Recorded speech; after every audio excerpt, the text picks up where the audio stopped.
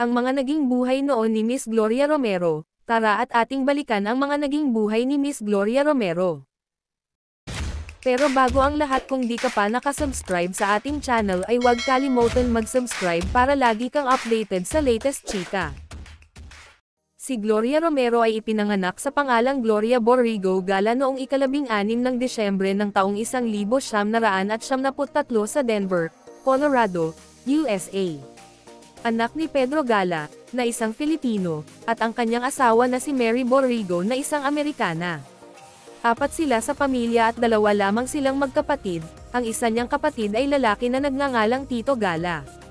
Nag-aral si Gloria sa Mabini Elementary School at nagtapos siya sa Riverview High School sa Mabini, Pangasinan. Si Gloria Romero ay isang Filipinang aktres na kadalasang lumalabas sa mga pelikula at telebisyon, halos 62 taon na siyang nasa industriya. Sa tulong ng kanyang tiyuhin na si Nario Rosales, ang chief editor ng Sampaguita Studios, naging mas madali para kay Gloria Romero ang pagbisita at pagnood sa mga pelikula at ito din ang nagsilbing daan ng daang-daang pagsikat ni Romero.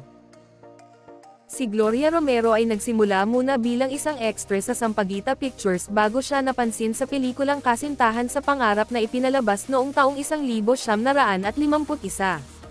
Sa taong iyon unti-unti nang nagsunod-sunod ang kanyang mga ginampanang karakter. At sa wakas, sa kanyang ika-5 pelikula, Ramon Segla, na makikita sila Lilian Leonardo at Pancho Magalona, nagkaroon siya ng bahagi doon at gumanap siya bilang isang nurse. Gumanap din siya bilang anak na babae ni Ramirez at Virgil sa Madam X na ipinalabas noong taong 1952. Ang mga producers ng pelikula ay binigyan at ipinakilala si Miss Gloria Gala ng isang bagong pangalan, Gloria Romero. Ang kilalang pangalan sa industriya ng pelikula sa panahon noon at maging sa ngayon. Si Gloria Romero ay maraming ginamapanan na karakter at kasabayan din noon ay marami din siyang naging katambalan. Isa na dito si Ramon Revilla sa pelikulang Apat na Taga na ipinalabas noong 1953. Naging katambalan din niya si Fred Montilla sa pelikulang Recuerdo noong taong 1953. Si Pancho Magalona sa pelikulang Musikong Bumbong noong taong 1954. At si Dupley sa Dalagang Ilocana noong 1954. Ang Dalagang Ilocana ay isang romantiko at komedyang pelikula na nilikha ng Sampaguita Pictures. Dahil sa pelikulang ito, nakatanggap at napanalunan niya ang Filipino Academy of Movie Arts and Sciences, FAMAS, bilang ang pinakamahusay na aktres. Madaming pelikula na nagawa si Gloria Romero, halos hindi na mabilang sa kamay. Dahil dito, marami din siyang nakamit at napanalunang mga parangal. Hindi lang sa mga pelikula lumalabas si Gloria Romero, maging sa mga sitcom sa telebisyon. Katulad ng Palibhasa Lalaki noong 1991, short-lived 50 Carats, o Diba? Noong 1993, kalahok din siya sa Pamilya Zaragoza noong 1995, Labs Ko Si Babes noong 2000, Sa Dulo ng Walang Hanggan noong 2001 at Sana'y Wala Nang Wakas noong 2003. May mga pelikula din siyang katatakutan tulad ng Bahay ni Lola 2 noong 2005 at ang walang kupas na sikat na pelikulang katatakutan, ang Shake, Rattle and Roll. Kabilang siya sa Shake, Rattle and Roll 2K5. Gumawa rin siya ng mga pelikula para sa iba pang mga studio katulad ng Pitong Gabi sa Hong Kong noong 1996, Lumuha Pati Mga Anghel noong 1971 kung saan andoon sila Eddie Garcia at Ronaldo Valdez.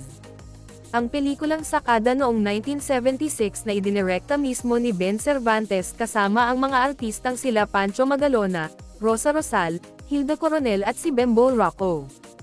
Hindi lang sa pelikula laging lumalabas si Gloria Romero kung hindi maging sa mga sitcom, at mga soap opera din. Sinubukan rin niyang gumanap na karakter sa mga kilala at popular na mga comics. Ang kanyang unang 2 sinubukang gampanan ay ang Mr. Kasintahan noong 1953 at ang Cordepia noong 1954 na naging matagumpay. Isinunod na rin niyang ginawa ang Mariposa noong 1995 at kasunod nito ang Miss Tilapia noong 1956. Ginampanan niya ang karakter at siya ang orihinal na Pacifica Falafay. Lahat ng ginawa niyang pelikula ay pamatok at dahil dito nagawaran siya bilang Queen of Philippine Movies. Bilang isang Queen of Philippine Movies, hinding-hindi matatanggal ang mga parangal na kanyang mga nakamit. Marami siyang natanggap na mga parangal. Ang aking babanggitin ay ang mga sumusunod, Nakatanggap siya ng parangal galing sa FAMAS bilang pinakamahusay na aktres para sa pelikulang Dalagang Ilocana, 1954. Pinakamahusay din siyang supporting actress sa pelikulang Tanging Yaman, 2000. Nakatanggap din siya ng parangal sa Film Academy ng Pilipinas, FAP, bilang pinakamahusay na supporting actress sa pelikulang Saan Nagtatago ang Pag-ibig, 1987, at muli ulit siyang ginawaran ng Film Academy ng Pilipinas bilang pinakamahusay na aktres sa pelikula niyang Tanging Yaman, 2000. Nakatanggap din siya ng nominasyon mula sa FAMAS para sa kanyang mga pelikula katulad ng Ikaw ang Aking Buhay noong 1959, Conman noong 1984 at Ang Paghuli ay ang Bilangin ang Bituin sa Langit noong 1989. Sa manunuri ng pelikulang Pilipino Awarding, Gawad Urian Awards, nakatanggap siya parangal na 2,001 Best Actress para sa pelikula niyang Tanging Yaman at 2,004 na Best Supporting Actress para sa pelikula niyang Magnifico noong 2003. Bukod dito, ang Gawad Urian, Film Academy ng Pilipinas at ang Cine Manila International Film Festival ay pinarangalan siya ng individual na Lifetime Achievement Award sa pagitan ng taong 2001 at taong 2004. Buhay Pag-ibig. Napangasawa ni Gloria si Juancho Gutierrez, isang sikat din na aktor noong kapanahunan nila. Sila Juancho Gutierrez at Gloria Romero ay parehong sikat sa industriya ng pelikula. Nakilala at nabansagan si Romero bilang Queen of Philippine Movies noong panahon nila. Si Juancho ay nanalo kasama si Amalia Fuentes sa isang programang Mr. Number 1 at Miss Number 2. Ito ay naging daan para makilala siya ni Doc Perez at nagkaroon siya ng pagkakataon na maisama sa kanyang pelikula. Ito'y pinamagatang Senador Orite na pinangungunahan mismo ni Gloria Romero. Ikinasal silang dalawa at nagkaroon sila ng isang anak na nagngangalang Marites Gutierrez. Sa hindi inaasahang pangyayari ay naghiwalay din sila pagkatapos ikasal. Sapagkat, paglipas ng panahon walang nag-aakala na magkakabalikan din ang mag-asawa. Ngunit sa pagbabalikan nila nadiskubre niyang may sakit ang kanyang asawa. Pagkatapos ni Juancho magka-stroke, naging malala ang kanyang kalagayan sa kadahilanan na mayroon din siyang diabetic implications. Noong taong 2005, sa edad na 73, nagkaroon siya ng cardiac arrest at doon siya binawian ng buhay.